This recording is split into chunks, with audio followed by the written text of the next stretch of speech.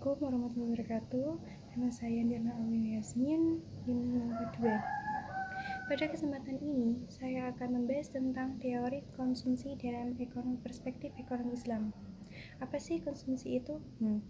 Konsumsi adalah kegiatan untuk mengurangi atau menghabiskan manfaat suatu barang guna memenuhi kebutuhan atau kepuasan konsumen tersebut atau orang yang melakukan konsumsi tersebut.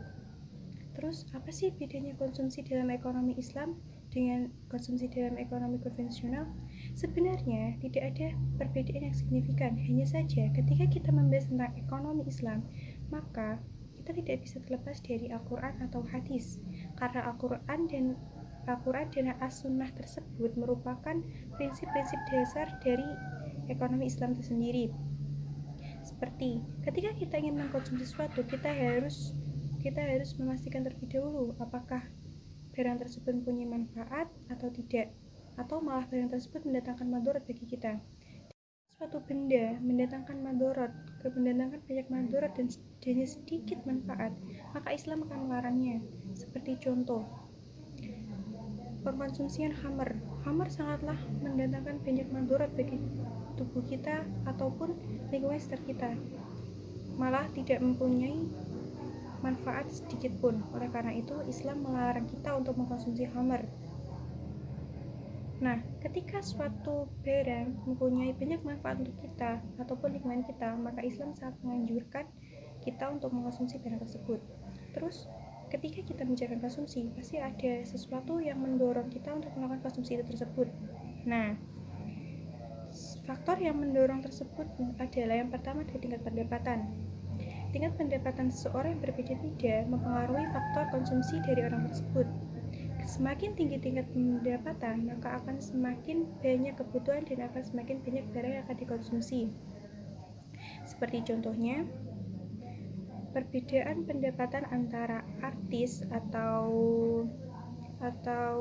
public figure dengan tukang becak. Nah, entertainment atau public figure itu sendiri akan membutuhkan banyak sekali barang atau akan mempunyai banyak sekali kebutuhan untuk mendukung totalitasnya dalam dunia hiburan. Maka tingkat konsumsi mereka pun akan semakin tinggi. Sedangkan tukang becak yang berpendapatan standar hanya mempunyai sedikit sekali kebutuhan.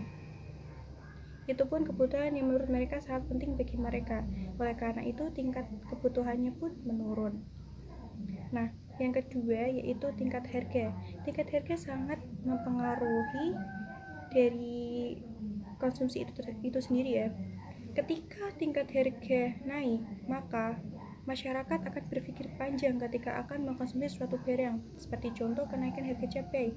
Masyarakat berpikir panjang untuk membeli cabai dengan dalam jumlah banyak karena mereka tahu harganya melonjak naik. Mereka akan membeli sebutuhnya saja atau seperluannya saja.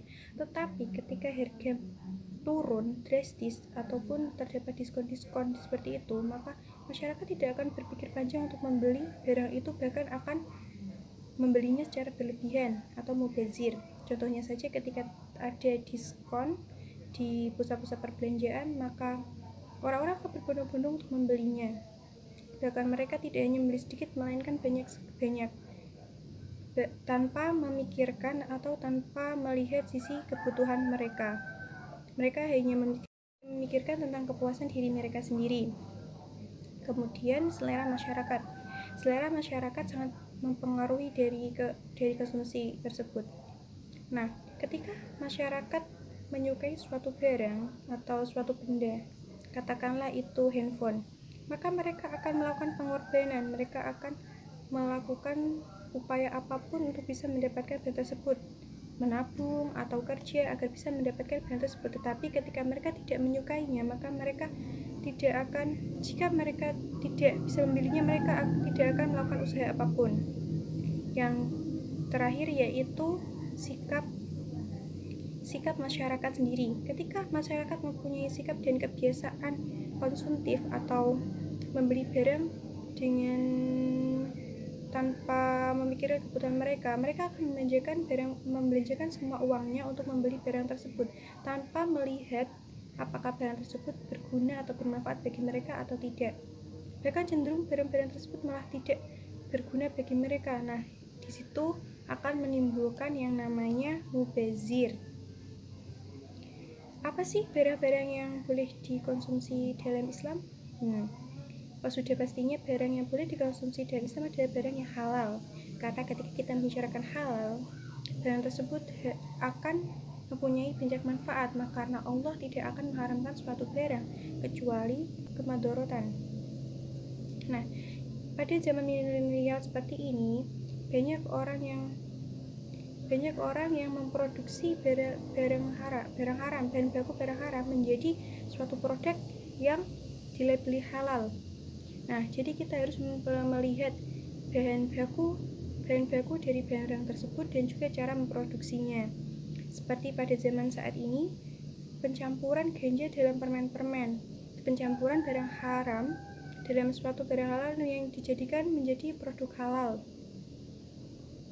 Tujuan dari konsumsi sendiri yaitu untuk memenuhi kepuasan pribadi atau kelompok atas suatu barang.